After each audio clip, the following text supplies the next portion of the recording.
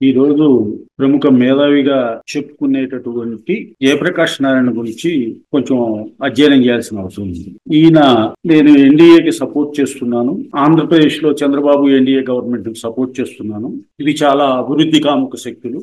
ఈ దేశం వర్ధిల్లాలంటే వీళ్లతోనే కుదురుతుంది అని తన భావజాలాన్ని ఎక్స్పెక్ట్ చేశారు. ఒక్కసారి ఈయన ఎప్పుడైతే ఎన్డీఏకి సపోర్ట్ చేసుకుంటూ ఓపెన్ గా బయటకు వచ్చాడో ఇతని మీద చాలా వీడియోలు వచ్చినాయి. అందుట్లో మన మిత్రుడు దేవులపల్లి అమర్, కందుల రమేష్, కొమ్మినేని శ్రీనివాసరావు, తెలకపల్లి రవి ఇట్లాంటివన్నీ వచ్చినాయి. సరే, ఒక్కొళ్ళు ఒక్కొక్క భావజాలంతో చెప్పారు. ఏదో ఒక పార్టీకి ఎట్లా భావజాలం. కొంచెం తెలకపల్లి రవి గారు చేసినటువంటి వీడియో కొంచెం బ్యాలెన్స్ గా ఆయన గురించి, ఆయన స్వభావాన్ని గురించి బాగా చెప్పినట్టుగా కనపడుతుంది. ఇతను మనం ఎందుకు విమర్శించాల్సిన అవసరం ఈ రోజు కలిగిందంటే, అతను మేకతోలు కప్పుకున్నటువంటి పులి లాంటి వాడు. చాలా ప్రమాదకరమైన వ్యక్తి. అతను ఐఏఎస్ చదువుకున్నాడు. ప్రకాశం జిల్లా కలెక్టర్ గా పరిపాలించినప్పుడు మంచి పరిపాలనా దక్షకుడుగా పేరు తెచ్చుకున్నాడు. ఎన్టీఆర్ గొప్పవాడు, ఆయన దగ్గర పనిచేశాడు. తర్వాత మంచి విషయ పరిజ్ఞానం ఉంది ఆయన దగ్గర. చదువుకుంటే అన్ని గ్రహించగలడు, అన్ని చేస్తాడు, కొంచెం మేధావి. అయితే తెలుగు రాష్ట్రాల్లో మామూలుగా ఇట్లాంటి శక్తి సామర్థ్యాలు ఉన్నవాళ్ళు తక్కువ. ఇంకా రెండోది ఏంటంటే, అసలు బీజేపీకి మేధావులు లేరు. బెట్రన్ రస్సెల్ అంటాడు, ఫాసిజం మూర్ఖులతో స్టార్ట్ అయింది, తర్వాత మేధావుల్ని అణిచివేసి తన కిందకు తీసుకుంటుంది. ఏ రకమైన అణిచివేత లేకుండా, ఏ రకం లేకుండా ఇవాళ ఈయన బీజేపీకి అవుట్ రైట్ గా సపోర్ట్ చేస్తున్నాడు.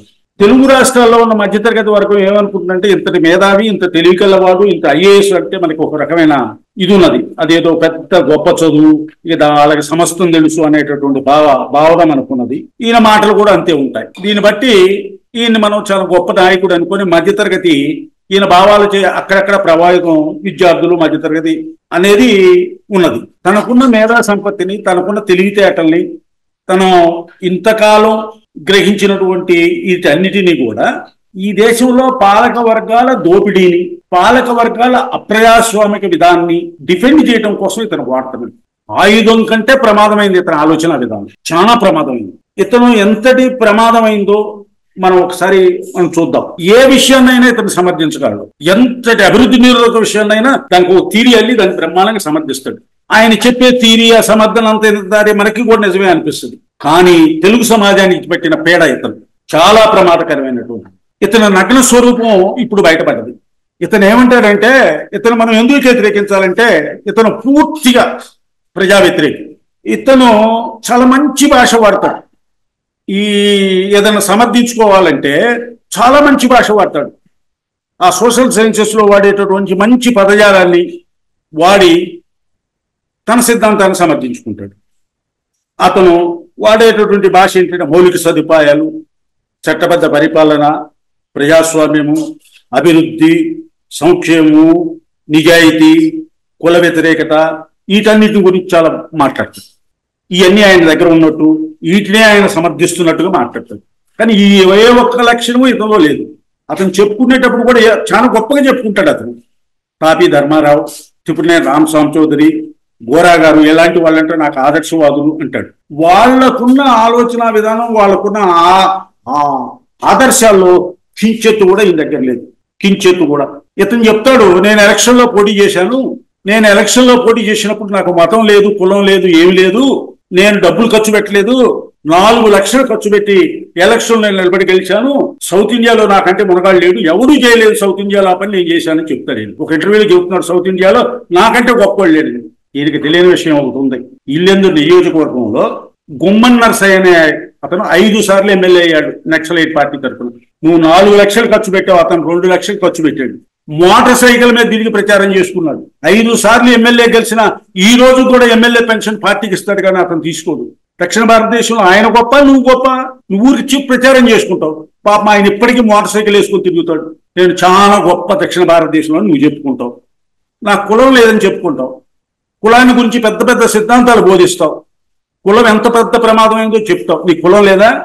ఇవాళ నువ్వు చంద్రబాబును సపోర్ట్ చేయడానికి కులమే ప్రధాన కారణం, వేరే ఏమీ లేదు. ఇంకో కారణం నీకు, నువ్వు ఆ రోజు కూకటపల్లిలో ఎమ్మెల్యేగా పోటీ చేయడానికి కారణం ఏంటి? కూకటపల్లిలో కమ్మారు ఎక్కువ ఉన్నారని, సెటిలర్స్ కమ్మారు ఎక్కువ ఉన్నారని అక్కడ పోటీ చేసావు. మళ్ళీ కుల వ్యతిరేకిని అని చెప్తాము. బీజేపీ చేసేటటువంటి దుర్మార్గాలన్నింటినీ సమర్థిస్తున్నాము. బీజేపీ పరిపాలనలో మోడీ చాలా గట్టివాడు, చాలా ప్రజాస్వామ్యవాది, చాలా గట్టిగా ఉంటాడు, మౌలిక సదుపాయాలు అభివృద్ధి ఆయన కాలంలో బాగా జరుగుతున్నాయి, సంక్షేమం అభివృద్ధి సమానంగా నడుస్తున్నాయి. నీకు అది కనపడదు ఆయన కాలంలో. సంక్షేమం కనపడుతుందా?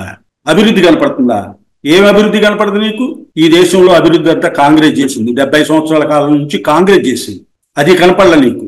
ఇంకో మాట ఏమంటావు? ప్రతిపక్షాల దగ్గర మోడీని వ్యతిరేకించడానికి ఆయుధాలే లేవంటావు.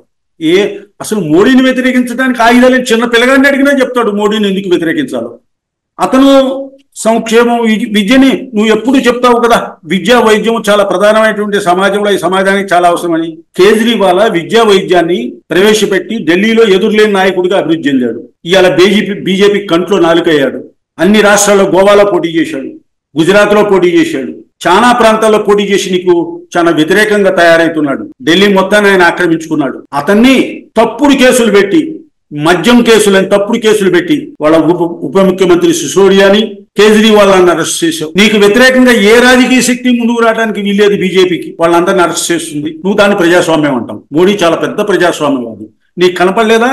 ఆయన గుజరాత్ పరిపాలన చేసినప్పుడు, ఆ రోజు ప్రధానమంత్రిగా ఉన్నప్పుడు వాజ్పేయి అన్నాడు రాజధర్మాన్ని నువ్వు పాటించలేదు అని. నీకు తెలియదా? ఆయన కాలంలో 2200 మంది ముస్లింస్ ఓతకొచ్చుకోబోతారు. ఇవాళ మణిపూర్ లో మారణ హోమం జరుగుతుంది. ఎప్పుడైనా నువ్వు మాట్లాడావా? ఒక్క మాట మాట్లాడావా? నువ్వు విద్యను గురించి మాట్లాడతావు. విద్యను వాడు పూర్తిగా కాషాయీకరణ చేయటం లేదా?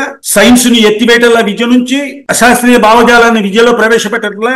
చరిత్రలో ఇంతకు ముందు చాలా మంది ఆర్ఎస్ శర్మ, బిపిన్ చంద్ర, ఓమిల్లా తాపర్ లాంటి హిస్టోరియన్స్ ఎంతో మంచి చరిత్ర రాసి ఆ చరిత్రను తీసివేసి ఇప్పుడు బీజేపీ యొక్క సిద్ధాంతాన్ని, అదే ఆర్ఎస్ఎస్ సిద్ధాంతాన్ని సపోర్ట్ చేసుకునేటటువంటి విద్యను మీరు ప్రవేశపెడుతున్నారు. భారతదేశంలో అలాంటి ఆలోచన విధానం పసిపిల్లల మనసులో చూపుతున్నారు. దాని గురించి నీకు కనపడలేదా? వాళ్ళు ఏం వైద్యం డెవలప్ చేశారని నువ్వు వైద్యం డెవలప్ చేశారంటావు. వాళ్ళని విమర్శించడానికి ప్రతిపక్షాల ఆయుధాలు లేవు. అసలు వాళ్ళు చిన్న పిల్లగాడిగా విమర్శించవచ్చు కదా. వాళ్ళ మతాన్ని గురించి నువ్వేం మాట్లాడు? వాళ్ళకి మతత్వం లేదా? రామాలయంలో పూజలను కూడా సమర్థించాడు. నీకు తెలీదా బీజేపీ ఎట్లా పుట్టిందో?